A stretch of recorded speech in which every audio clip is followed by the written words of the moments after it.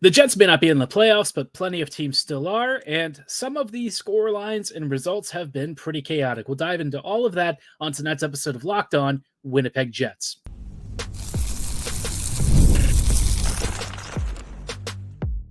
You're Locked On the Hockey Jets, your daily podcast on the Winnipeg Jets, part of the Locked On Podcast Network, your team every day. Hey friends, and welcome to tonight's episode of Locked On Winnipeg Jets, part of the Locked On Podcast Network, your team every day.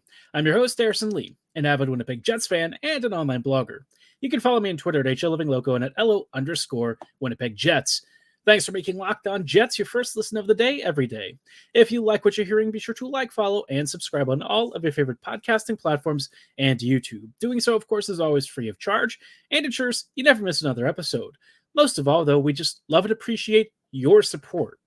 Tonight's episode, obviously, we want to spend a little bit of time talking about some of the playoffs. It's been a pretty crazy second round, I would say.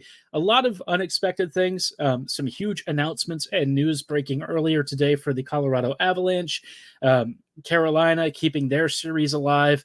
And, you know, amidst all of this, I think a lot of the predictions have kind of been, I wouldn't say thrown into complete chaos yet, but I think things are a little bit tighter than some of us were maybe expecting. So let's start off with the Eastern Conference, right? Because that is probably the one that, you know, a lot of folks have sort of overlooked in a lot of ways, because the Eastern Conference playoff picture doesn't have many teams that I think people really look at as cup finalists. I've seen, you know, some good stuff from the Panthers, and I think the Rangers, they have some good pieces enough to get to a conference final. But I think if you're talking about like a true cup contender, right, I think the main team from that conference is going to be Florida. But in the Rangers and Canes series, we've seen Carolina starting to stake its claim towards being a team that might be able to pull off the upset and get through to face the Panthers. Now, let's just say that Carolina is able to take game 6, right?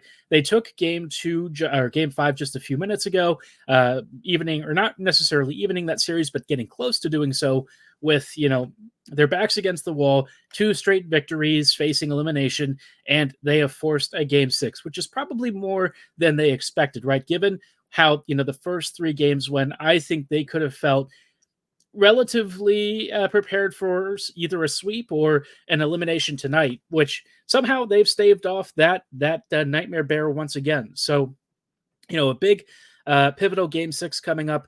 I'm starting to get the sense that this will go the distance. Carolina just seems to have a little bit more scoring form right now, and with the Rangers not having as many favorable penalty calls, that does give Carolina an open door. Now, Shesterkin at any point could go absolute goblin mode and steal another game, which he's done several times during this playoffs already, so wouldn't shock me. But I think generally speaking, you're still thinking the Rangers are likeliest to come out of this, but the series probably lasted more than I think they'd like. With the Panthers, it's been a little more one-sided. The Bruins are without Brad Marchand now. There's been a lot of nastiness in that series, lots of uncalled penalties, some guys getting suspended and fined, just really gross stuff, especially after the whistle and in the corners. Not really what you want to see on a routine basis. I think for the Panthers and Bruins, right, we all sort of knew that this would be a relatively brutal series, but I think from their series, they don't have the suspensions. That one's on the in the Western Conference, but they've also had like their fair share of nastiness and hits between whistles and stuff. And you know, Marchand going out probably is a result of one of those hits along the boards. Pretty nasty hit, although you know I'm sure people will say it's just karma. You still don't really want to see it, generally speaking. And I think you know Dops has kind of lost control in some areas of this postseason. I think Vancouver and Edmonton yesterday, where we're starting to see more fines and suspensions coming up, that is a pretty good sign of where things have really taken a bit of a turn. So as we get deeper into the playoffs, I'm sure it's going to get only, you know, more brutal and more nasty in between whistles. A lot of passion, a lot of intensity and anxiety for all of these players, a lot of adrenaline probably coursing through their veins. And that's going to lead to some tempers and guys kind of losing their composure. So hopefully, you know, for the rest of this round, at least we can get through without any more suspensions or illegal hits and stuff. I think the Panthers are pretty much in control of their series. They have one more game to close out this series at home. Should be pretty straightforward. I think after that, if Boston manages to squeeze one more out, well, the Bruins can maybe force a game 6. But my best guess is that they're either out in 5 or 6. Either it's next game or it's the one after. They're just not that deep. They're not that good. And past Swayman, they really don't have enough to compensate for their lack of depth, right? I think we all knew that, coming into the season, the Bruins were going to be down Bergeron, and they didn't really have a replacement for him. I know that Zacha and a few others have stepped up in a big way, but I think the Bruins have sort of hit the limit of what that team is capable of. And now they're facing off against a Panthers team that's basically got everything, right? They've got a strong power play, a strong 5v5 squad. They've got depth. They've got goaltending, apparently, with Bobrovsky. Really hard to bet against them. I guess if you're looking at the Panthers and either Carolina or the Rangers in the conference finals, the Panthers definitely have the edge. The Florida squad just doesn't have as many weaknesses as Carolina and New York does. And I don't mean that to say that either the Rangers or the Canes are bad necessarily. It's just where those squads have at least one particular thing that they're lacking in, right? The Panthers are pretty well balanced across the board. I think that they really don't have anything that really sticks out as a particular problem. And so, I still think the Panthers are most likely to get through to the Cup Finals. But of course, the playoffs are always chaotic. Anything technically can happen, although I would feel pretty confident at this point that you basically know who's going to advance on that side. The Western Conference is a much trickier proposition. I think that's a very wide open set of series, and I think we're already seeing Dallas versus Colorado right now. Things have kind of gone against some of my own expectations. I think it's been a little more chaotic. There have been some surprise announcements and things, some stuff that I don't think anyone really factored in or expected, for Colorado's roster developments. But, all the same, at least it's been entertaining, right? I think for round 2, we've seen some really exciting games. Carolina forcing a game 7 or at worst just a game 6. That's pretty exciting. I don't think anyone thought they'd come back out of, a 3-0 series deficit. But if they pull off a reverse sweep, that'd be pretty wild. It does happen every once in a while. It's not super common, but it does happen. And Carolina could potentially pull off one of the bigger ones in recent memory, especially considering that, the Canes are one of those teams that generates lots of chances and struggles to score. So if they finally figured out a way to get past Igor Shesterkin, that would be a very big deal. It also give them perhaps a bit of a confidence boost heading into what should be a really, really tough series once the Panthers make the conference finals themselves. Now, the Panthers, you'll say, well, that series isn't decided. Who's to say that they don't come back in theirs? Or the Bruins don't come back in that series. And I think we all know that there's a big difference between the Canes and the Bruins, and one is the Bruins are not so great and the Canes are. So should be fun, but I think if you're a Jets fan watching these series, you're obviously either hoping that Wheeler gets his time with a cup, Paul Maurice, maybe some of you still hold a candle for him after he left Winnipeg and you hope that he goes far, or I guess if you're looking at the Canes, you're maybe hoping for an elimination because Brind'Amour then becomes a free agent coach and you could potentially see him interview with the Jets. I don't think that's all that likely. I think Brind'Amour still probably re-signs with Carolina, but at this stage, he's kind of gotten about as far as he can with that team, and maybe that's sort of where the future contract negotiations break down is, do they really see a future where he is the guy? And I think that there's some debate about that. And maybe this is a good jumping off point for him where he can go to another team that could really benefit from his systems and his approach. And maybe that team could be a team like the Jets that, quite frankly, need to learn more aggression, play the youth, and play more offensive hockey with a roster that maybe doesn't have as much high-end talent as some of these other cup teams. So, yeah, lots of fun stuff, but like I mentioned earlier, I did want to talk about the Western Conference playoff picture too. It's been a chaotic last 24 hours for the West. I think if you're a Central Division fan, the Avs have kind of had, their legs taken out from beneath them, but they're still trying to hang on in a series that I think was a little bit more in Dallas's favor than I was expecting. We'll talk about all of this and more in just a little bit, but before we go any further, I do want to shout out our friends and partners at Policygenius. We all know that sometimes you get into some trouble and you have to have life insurance or health insurance. I've, gotten into my fair share of scraps at concerts. I've broken my wrist. I've torn my meniscus. Yeah, not the best life decision, but you know what? There can be opportunities for you to make sure that not only your own personal well-being is covered, but also that of your family. Because worst case scenario, things that happen out of our control can really change our lives and our families' lives forever. And that's why Policygenius is here to help with the country's leading online insurance marketplace. It saves you time and money so you can provide your family with a financial safety net starting today. With Policygenius, you can find life insurance policies that start at just $292 a year for $1 million of coverage. Some options offer same-day approval and avoid unnecessary medical exams.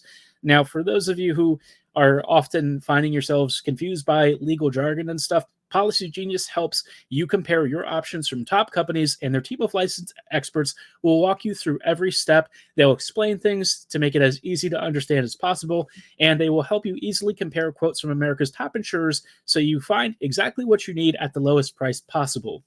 Of course, Policygenius gives you unbiased advice from a licensed expert support team, and they want to help you succeed. Check life insurance off your to-do list in no time with Policygenius. Head to policygenius.com/LockedOnNHL or click the link in the description to get your free life insurance quotes and see how much you could save.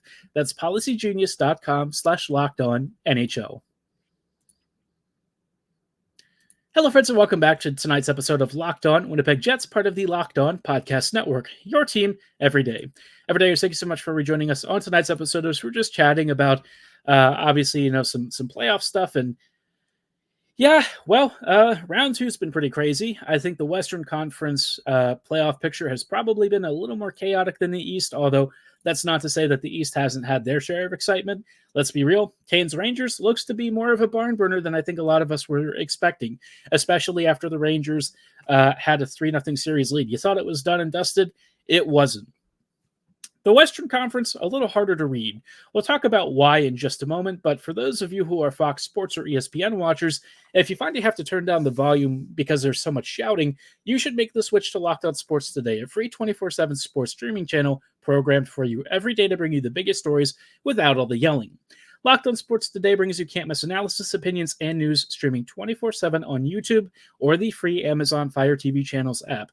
Follow Locked On Sports Today, part of the Locked On Podcast Network, your team every day. Now, like I said, in the West, I would say, for me, I was a little surprised that Colorado has had as much trouble against the Stars as it has. Their games have been pretty back and forth. I would say the last game where Dallas was able to really start to take a lead, for the Avs, I think it's a little frustrating. I think Colorado probably feels like they should have been a little further ahead in the series, or at least tied. And instead they find themselves in a bit of a deficit. And I'm sure that is extremely frustrating for them. This is a good team that, kind of embarrassed the Jets not that long ago. And you would have thought, wow, with all of that and all the momentum, you would have expected the Avs to continue that and to really come out swinging. But in, game 3 on the weekend, the Avs definitely created more opportunities, but the Stars just really sucked the life out of it. Once they had a lead, Dallas was really loath to relinquish it, and Colorado kind of found what it's like to be a team like the Jets, where if you start chasing the game, your opponent just dumps the puck and forces you to try and stretch the ice as much as possible. Dallas did that to the Avs, and it worked out pretty perfectly. That third period, Dallas basically just gave the Avs nothing, and it's very similar to how Colorado or how Dallas has played against Winnipeg when the Jets have tried to come back in their deficits. So very frustrating if you're an Avs fan. Not super surprising if you've watched how Dallas has played. I think I was expecting the Avs offense and speed to give the Stars more trouble, but the addition of Chris Tanev on top of a team that's already really defensively stingy has seemingly been the icing on the cake. Tanev, I really feel like should have been a player the Jets went after, but unfortunately they didn't. Would it have necessarily saved Winnipeg? Probably not, but it would have given them a bit of a boost defensively and perhaps limited some of the embarrassment that we had in the first round, but, does it really change the outcome of the series? Probably not. I think we all know that the rest of the roster just wasn't really up to snuff. So thorough beatdown in all categories. not super shocked that Winnipeg got trounced. And now the Avs are facing a really elite team in the Stars, and they've had to do it without Nichushkin and Toews now. That I don't think anyone had on their bingo card. Toews is apparently under the weather, although there's speculation it's because of a Jamie Benn hit. And Nichushkin is now suspended for the next 6 months for violating another stage of the player rehab process. So, the player assistance program is obviously designed to try and help folks who are dealing with any number of issues, whether it's substance issues or something else. And unfortunately, Nichushkin sounds like he needs a little more support, and he's going to have to do it away from the game. So, huge loss for the Avs. That is not going to be something that I think they can really survive. I think it'd be one thing if it was just Nichushkin, but assuming that Toews is out for this game and maybe even beyond, that is a really, really, really brutal loss. You really can't go without a top six forward and a first pairing defender, which, if you remember the Jets a few years ago, we had to do the same thing, and Winnipeg did not survive those games. I mean, they got butchered pretty badly. So I think Colorado, unfortunately for them, has sort of faced the same fate. And now they sort of know what it's like to be the Jets from round one. So tough one. Stars are an elite team. They look like the real deal. I think that they are probably, the most likely conference finalists in the West, or Stanley Cup finalists from the West. The other matchup you've got is Vancouver and Edmonton. Vancouver pulled off a big win yesterday. Brock Besser having a hat trick. Obviously a very fun team to watch. Edmonton, I think, is still a dangerous team, but it just seems like Stuart Skinner has struggled to stop everything. Pickard has tried to get some reps in, hasn't really changed the shape of the game. I think the reality is Vancouver is just a little bit deeper and perhaps able to exploit some of Edmonton's defensive weaknesses a bit more, and that has been a big difference. I don't know that the Canucks are like a strong team, defensively themselves. I think that they've given the Oilers plenty of looks, but it just seems like, Darnell Nurse and Cody Ceci together have been bad enough to basically sink the Oilers. So, Edmonton's offense, obviously lightning dangerous, lightning quick. McDavid and Draisaitl, awesome players, but it seems like once again, the Oilers are just held back a little bit during their postseason run by something, whether it's luck, some part of the roster, who knows, right? I really couldn't tell you. Edmonton is one of those teams that has been blessed with some of the riches of the NHL and truly some of the most game-breaking talents ever to step on the ice, and yet, once again, they are struggling to do much with it. So, fun times. I think if the Jets had been on that side of the bracket, I think life would have been a lot less complicated.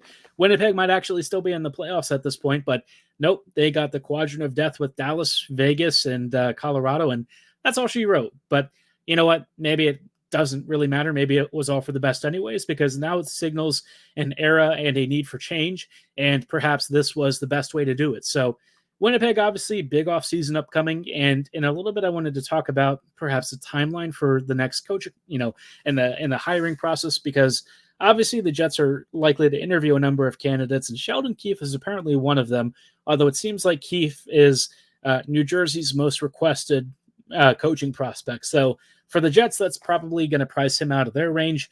I think if you're looking at teams where you would want to go coach, I think New Jersey's probably a better pick.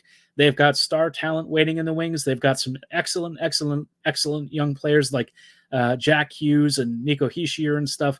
And you might say, well, the Jets also have some really good ones. And that is true, but you're also talking about a Metro division that is in decline, which means that the next few years for the Devils might be really bright should they actually find some level of goaltending. So a lot of questions there, but we'll get into all of that in just a moment. Just out of curiosity, drop your thoughts in the current playoff rounds below. I'd be curious to know what you think of Dallas and Colorado. Do you think that the Jets would have survived against the Stars? I feel pretty confident in saying the answer is no, but maybe you feel a little bit differently. Give me your take below or at my social medias at HLLivingLoco and at LO_Winnipeg Jets. Before we pivot the conversation and talk a little bit more about the coaching search and how long that may take, just wanted to let you know about our friends and partners at eBay Motors. Passion, drive, and patience. The formula for winning championships is also what keeps your vehicle alive. eBay Motors has everything you need to maintain your vehicle and level it up to peak performance. Superchargers, roof racks, exhaust kits, LED headlights, and more. Whether you're into speed, power, or style, eBay Motors has your back. With over 122 million parts for your number one ride or die, you'll always find exactly what you're looking for. And with the eBay's Guaranteed Fit, your part is guaranteed to fit your ride every time or you get your money back. With eBay Motors, you're burning rubber, not cash. With all the parts you need at the prices you want, it's easy to make your car the MVP and bring home huge victories. Keep your ride or die alive at ebaymotors.com. Eligible items only. Exclusions apply. eBay Guaranteed Fit is only available to U.S. customers. Hey friends, and welcome back to tonight's episode of Locked On Winnipeg Jets, part of the Locked On Podcast Network. Your team every day. Everydayers, thank you so much for rejoining us on tonight's episode as we're just wrapping up with some thoughts on timelines for the Jets to find a new coach. For me, I think Winnipeg might honestly do well to be patient with this because, I think in a lot of ways, the current available free agent pool of coaches is actually not that great. Sheldon Keefe is definitely up there. Keefe is seemingly targeted by the Devils pretty heavily, though, and I think that makes sense for both parties. If you're the Jets, you might also be thinking about Craig Berube, and I would really highly go against that. I think Berube is not that different from Bonus. I think he's definitely long in the tooth as a coach. I think his miracle run with the Blues is probably not something that we can replicate with the Jets, and I don't think he'd want to. I think the way that Winnipeg should be moving is more progressive. I think that they need to get younger, faster, more skilled, and Berube is not that kind of coach. Like I said, he's probably more Bonus, and Berube is apparently a hot commodity being discussed with the Leafs anyway, so I prefer that happens so that the Jets don't make a mistake of going with another guy who's only going to hold the team back. Berube, is he a bad coach? I wouldn't say that, but I would say for what the Jets need and what they should be doing, yes, he is definitely a bad fit. Keefe would have been a better selection, but honestly, I just don't know if Keefe would be the kind of guy who would make the adjustments and be the sort of person that would be exactly what would carry the Jets to the future that they really desire. I think Winnipeg is needing, a more offensively minded coach, somebody who thinks outside the box, and maybe that's where a guy like Todd Nelson really would be, the perfect ideal test candidate. But my gut tells me it's going to be Scott Arniel. I just keep feeling like that's going to happen, in part because assuming the Jets are scheduling interviews, right, I would say for the next 2 to 3 weeks, they're probably going to speak with a few guys. I don't know that anyone currently in the playoffs right now is all that at risk of getting fired, other than Brind'Amour, who might be available as a free agent if they decide to part ways and, post-elimination, right? That could be a thing. But other than that, you're looking at other guys like Woodcroft. Obviously, Gallant is still out there. Arniel is technically in that candidate pool. You've got... I don't know who else would be really interesting. I mean, you could talk about McClellan, which McClellan was linked to the Jets earlier as having been familiar with Cheveldayoff. I would very highly suggest the Jets pump the brakes on that. McClellan's a good coach. I don't think he's the right one for the Jets. I think he's capable of getting a team that's very poor in talent to outperform some of their lack of scoring and some of their depth issues. But I think in terms of what the Jets need, you want a guy who's going to be playing the youth and making the most of your young talent and skill. And I just don't know that Todd really ticks off those boxes. Maybe he's learned a bit since his last NHL stint with the Kings, but I don't know. I would probably say that of the coaching candidates out there, he's definitely much, much, much further down my list of priorities. At that rate, you might as well just promote Arniel and call it a day, because I feel like McClellan doesn't really move the roster in a meaningful direction. Other than that, it's going to be a waiting game. I think the Jets are going to play it cool. I think that they're going to not rush the process. I think it'll probably be about 3 weeks to 4 weeks before we get really solid, concrete information on the Jets making a hiring. They're not going to rush it. They're not going to do anything foolish. And my hope is that they interview at least a couple of candidates, including some guys that we haven't talked about yet.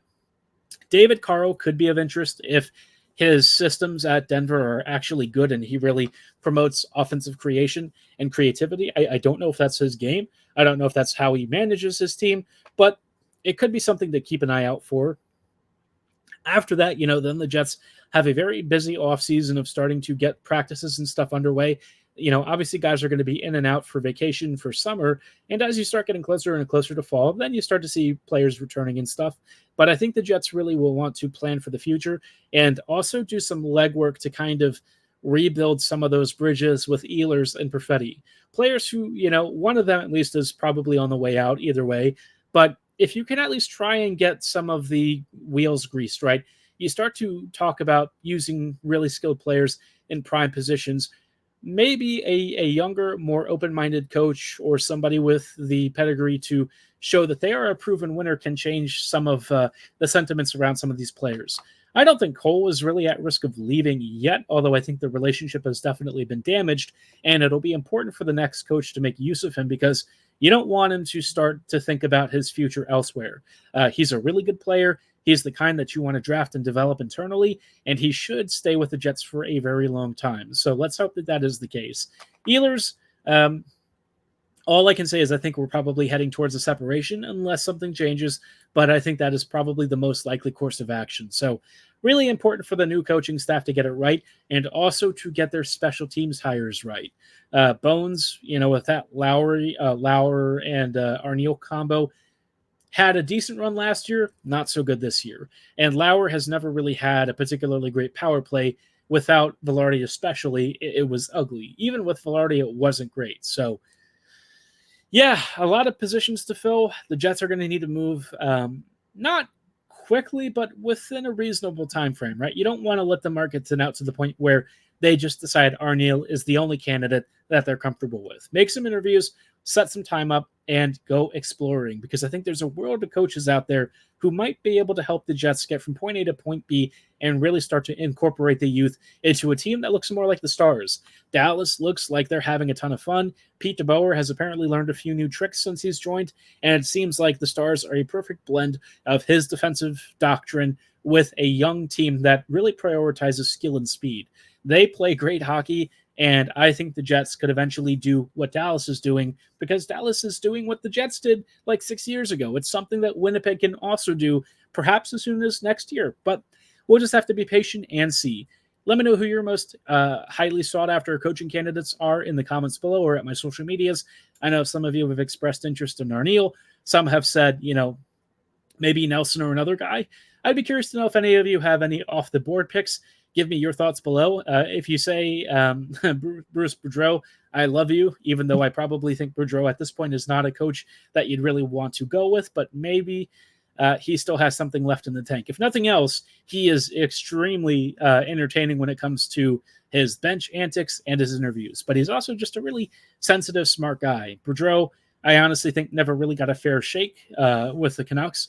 I think he's a much better coach than he's shown, but perhaps just not the one that you would want leading the Jets. So a lot to consider, a lot to take into account, but hopefully the Jets make the right choice for this team's future sometime within the next few weeks. It'd be nice to hit the ground running and get excited for next season. But let me know your thoughts and comments below or at my social medias at HLLivingLoco and at LO_Winnipeg Jets. For tonight's episode, though, that's going to be all the time that we have. I thank you so much for making Locked On Jets your first listen of the day every day. We'll see you back here tomorrow. So, as always, have a great night and go Jets go.